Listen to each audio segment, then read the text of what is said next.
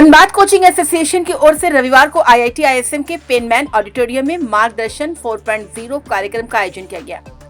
कार्यक्रम में जिले के विभिन्न बोर्ड परीक्षाओं में उत्कृष्ट प्रदर्शन करने वाले मेधावी छात्रों, उन्हें मार्गदर्शन देने वाले शिक्षकों तथा अभिभावकों को सम्मानित किया गया।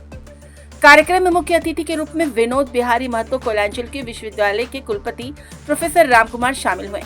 उन्होंने छात्रों को संबोधित करते हुए कहा कि सफलता प्राप्त करने के लिए अनुशासन, समय का सही उपयोग और एकाग्रता बेहद आवश्यक है। उन्होंने विद्यार्थियों से मोबाइल फोन का उपयोग केवल जरूरत के समय करने और अधिक से अधिक समय पढ़ाई व आत्मविकास में लगाने की अपील की, ताकि वे भविष्य में भी उत्कृष्ट प्रदर्शन कर सकें। धनबाद कोचिंग एसोसिएशन के संस्थापक मनोज कुमार ने बताया कि कार्यक्रम का उद्देश्य मेधावी छात्रों को प्रोत्साहित करना और शिक्षा के क्षेत्र में बेहतर माहौल तैयार करना है। उन्होंने कहा कि छात्रों के साथ साथ उनके शिक्षकों और अभिभावकों को भी सम्मानित किया गया, क्योंकि उनकी मेहनत और मार्गदर्शन से ही विद्यार्थी सफलता हासिल करते हैं। उन्होंने कहा कि ऐसे कार्यक्रम छात्रों को आगे बढ़ने की प्रेरणा देते हैं और उन्हें अपने करियर व उच्च शिक्षा के लिए सही संस्थान और बेहतर दिशा चुनने में भी मदद करते हैं। कार्यक्रम में बड़ी संख्या में छात्र, अभिभावक, शिक्षक और शिक्षाविद मौजूद रहे।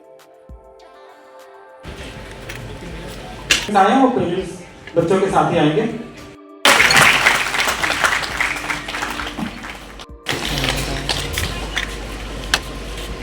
हो जाता है, इसलिए तालियां बजती रहनी चाहिए। सर एक फोटो सर सामने। धनबाद कोचिंग एसोसिएशन, हमारे डीवीएन के यूटी आरके सिंह सर सामने, यहाँ पे कैमरे पे सर। समारोह भी है, क्या मार्गदर्शन देंगे आपके ओर से, क्या शुभकामनाएं देंगे? देखिए, इस अवसर पर जितने हमारे सफल छात्र हैं उनको मैं अपने एवं विश्वविद्यालय परिवार के तरफ से ढेर सारी शुभकामनाएं दूंगा। और जहां तक रही कोचिंग की, तो कोचिंग भी एक शिक्षा लेने में माध्यम है। जैसे अगर आप पुराने समय में जाएंगे तो जहाँ जो है एक श्यामल कलर का जो है पटल होता था, जिसको ब्लैक बोर्ड कहा जाता है। उसके बाद जो है डिजिटल बोर्ड आया। उसके बाद जो बहुत सारे परिवर्तन हो रहे हैं, एआई, चैट जीपीटी इत्यादि इत्यादि, ये सब भी शिक्षा प्रदान करने का एक माध्यम है, या विद्यार्थी को अपनी जिज्ञासा जानने के लिए जो क्वेश्चन है समझने के लिए एक माध्यम है।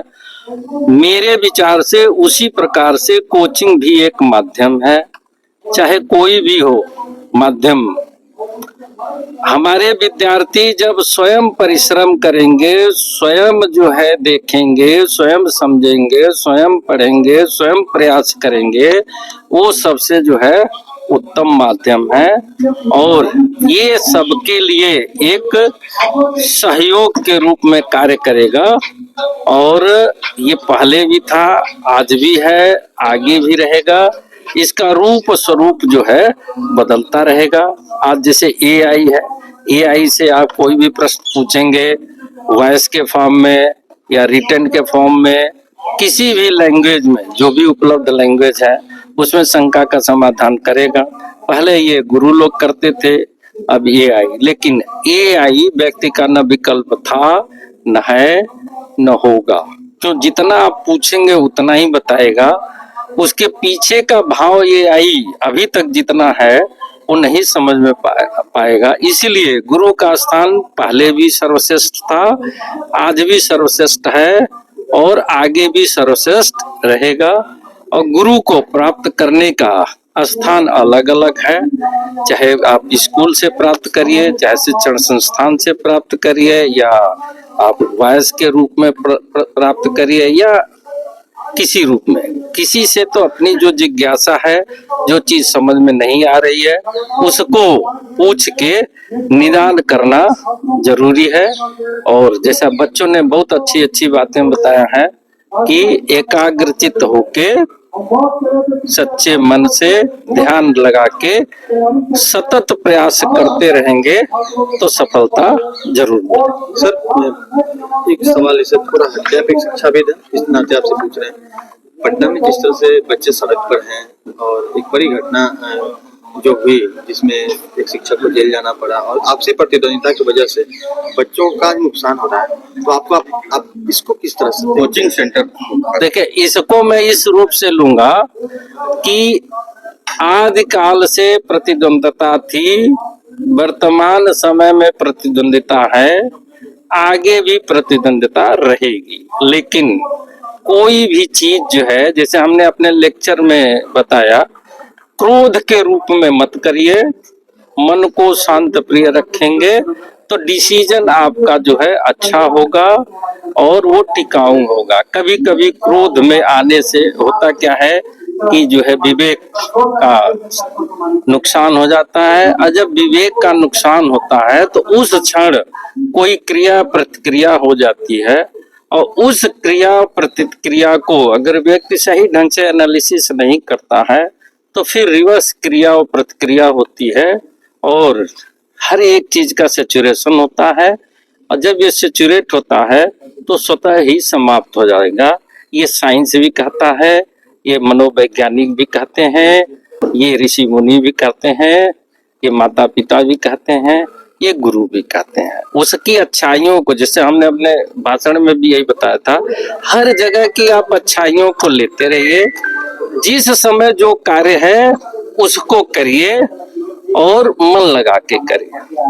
बताइएगा जो प्रोटेस्ट ने अवस्था अपनी सहजता के हिसाब से जो हमारा कार्य निर्धारित है, हमें अपना कार्य करते रहना चाहिए। मार्गदर्शन कार्यक्रम आयोजन हुआ है, धनबाद कोचिंग एसोसिएशन की तरफ से हुआ है। ये कोरोना की उपज है, और जहाँ रिजल्ट का मारामारी हो रहा है ना कि हम इतना रिजल्ट दे दिए हैं, तो हमने चैलेंज किया था धनबाद के सारे इंस्टीट्यूशन को, अगर आपने रिजल्ट दिया है तो अपने बच्चों को उस मंच पे खड़ा कीजिए और वहां पे सम्मानित करवाइए, उसके गार्जियन के साथ, शिक्षक के साथ, तब पता चलेगा कि सही रिजल्ट कौन दे रहा है, कौन संस्थान अच्छा रिजल्ट दे रहा है। मार्गदर्शन का मेन उद्देश्य ये है। और जैसा कि पूर्व में भी हमारे जिला के टॉपर रही, सॉरी स्टेट का टॉपर रही है, और धनबाद जिला से फिर इस बार साइंस के टॉपर जो है धनबाद जिला से ही है, तो ये सबसे गौरव की बात है, ये गौरव का क्षण है, क्योंकि उस पोजीशन को बरकरार रखना बहुत ही बड़ी बात होती है, और हमारे बच्चे उस पोजीशन को बरकरार रख पा रहे हैं। आगे भी इस तरह का रिजल्ट हो, झारखंड टॉप यहाँ से निकले, नेशनल टॉप यहाँ से निकले, एकदम बिल्कुल उम्मीद करेंगे सर कि नेशनल लेवल पे जाए, और बच्चों को जैसे बहुत सारी यूनिवर्सिटीज को बुलाए हैं हम लोग मार्गदर्शन करने के लिए कि भाई आखिर 12th के बाद किस क्षेत्र में जाए।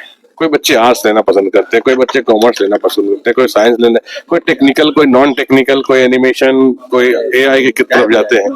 तो उसका ही मार्गदर्शन अलग अलग यूनिवर्सिटी के प्रतिनिधि यहाँ पे कर रहे हैं। बच्चों को तो बहुत सहूलियत होगा, आगे भी क्या तरीके सहूलियत के लिए ही बनाया गया, इसका नाम ही मार्गदर्शन है। मार्गदर्शन में क्या क्या गाइडलाइन आप लोग की तरफ से जाएगा? सारी गाइडलाइंस एजुकेशन से रिलेटेड, क्या करना चाहिए, क्या नहीं करना चाहिए, तुम्हारा जिस फील्ड में इंटरेस्ट है तो उस फील्ड से किस किस तरफ तुम मूव कर सकते हो। सपोज कोई बच्चा बायोलॉजी लेता है, कोई जरूरी नहीं कि डॉक्टर ही बने, बॉटनी जूलॉजी लेके ऑनर्स कर सकता है, PhD कर सकता है, रिसर्च कर सकता है। ऑप्टिमिस्ट्री एक ऐसा ब्रांच आया है जो 100% प्लेसमेंट है अभी के दौर में, वो सब जगह। बच्चे 10th+ के बाद वो सोचते हैं कि क्या करना है, लेकिन मार्गदर्शन सही से नहीं मिल पाता उनको। तो क्या एक्स्ट्रा कोचिंग सेंटर इस तरह से कुछ कार्यक्रम करके उन लोगों को बुलाएगी? ये सारे कोचिंग सेंटर का समागम है। धनबाद जिला के जितने कोचिंग सेंटर से हमने तो ओपनली कहा, जो रिजल्ट दिए हैं अपने बच्चों को लाए, इस मंच पे लाए, उनके गार्जियन को लाए, उनके शिक्षक को खड़ा करें। तब तो नहीं कह पाएंगे कि मेरा रिजल्ट है कि दूसरे का रिजल्ट है। रिजल्ट की आड़ में जो चल रही है फर्जीवाड़ा, वो बंद होगा इस मार्गदर्शन से। कितना कोचिंग सेंटर पटना की जो घटना है, रिजल्ट में फर्जीवाड़ा का ही परिणाम लग रहा है क्या? नहीं, ये हम लोग तो पूर्व से चला रहे हैं, पटना से कोई मतलब हम लोग को इस चीज के लिए है नहीं। ये घटना हो सकता है, ले सकता है, आप जोड़ सकते हैं उस घटना से, क्रम में जोड़ सकते हैं, लेकिन हम लोग का शुरू से ये रहा डिसीजन कि भाई रिजल्ट दिए हैं तो हम सार्वजनिक मंच पर दिखाएंगे। बच्चों को प्रोत्साहित कर रहे हैं, उनके मार्गदर्शन कर रहे हैं। एक और वैसे बच्चे जो मेहनत करके करियर के लिए हार्डवर्क कर रहे हैं और पेपर लीक हो जाता है, या और भी समस्या जिस तरीके से पटना में देखने को मिल रहा है, सिस्टम का समय बर्बाद होता है। सिस्टम का बहुत बड़ा फेलुअर है सर, सिस्टम फेलुअर है। देखिए, आर्थिक, समय, एज, सारा चीज पर उसका इफेक्ट पड़ता है। मान लीजिए कोई क्रिकेटर पिच पे टिका हुआ है और बैटिंग कर रहा है दनादन, और उसको आधे घंटे के लिए रेस्ट दे दीजिए, फिर से उतारिए, वो उस तरह से नहीं खेल पाएगा।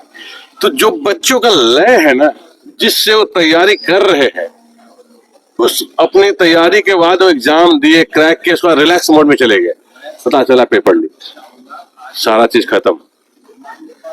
क्योंकि कंटिन्यूटी जरूरी है, कंटिन्यूटी गया सब चीज चला गया। यहाँ छात्रों को ध्यान रखना पड़ेगा। छात्रों को ध्यान रखना है, सबसे बड़ी चीज सरकार को ध्यान रखना है। मैनेजमेंट आपका है, आप कर क्या रहे हैं, आप कैसे फेल हो जा रहे हैं। क्वेश्चन तो ये है कि सिस्टम में होल है, और कोचिंग वालों पे आ जाता है कि कोचिंग वाला करवाया। आप किससे पेपर तैयार करवा रहे हैं कि पेपर लीक कर दे रहा है? आप किस पदाधिकारी को दे रहे हैं कि पेपर लीक कर दे रहा है? आपका पदाधिकारी में दोष है, आपका सिस्टम में दोष है। शिक्षा जवाबदेही तय नहीं होना बड़ा कारण है। नहीं, जवाबदेही है, सरकार की जवाबदेही है। ये तो हो ही नहीं सकता। सरकार अपना पल्ला झाड़ ले, दूसरा मुद्दा में भटका दे, वो अलग मैटर है। लेकिन दृष्टिकोण है कि देखिए अभी तो सारे बच्चे नीट वगैरह कर रहे हैं। ऐसा नहीं कि सिर्फ नीट का पेपर लीक हो रहा है, सारे चीज का पेपर लीक होता है। कुछ पता चलता है, कुछ पता नहीं चल पाता है, बस इतना ही है। पकड़ा गए तो आप चोर हैं, और नहीं पकड़ा गए तो हम बहुत ईमानदार व्यक्ति है। अच्छा, यहाँ कितने यहाँ पर टोटल हम लोग जो है 52 कोचिंग्स भाग लिए हुए हैं इसमें। कितने बच्चे हैं? और 52 × 10 520 बच्चे हमारे पास।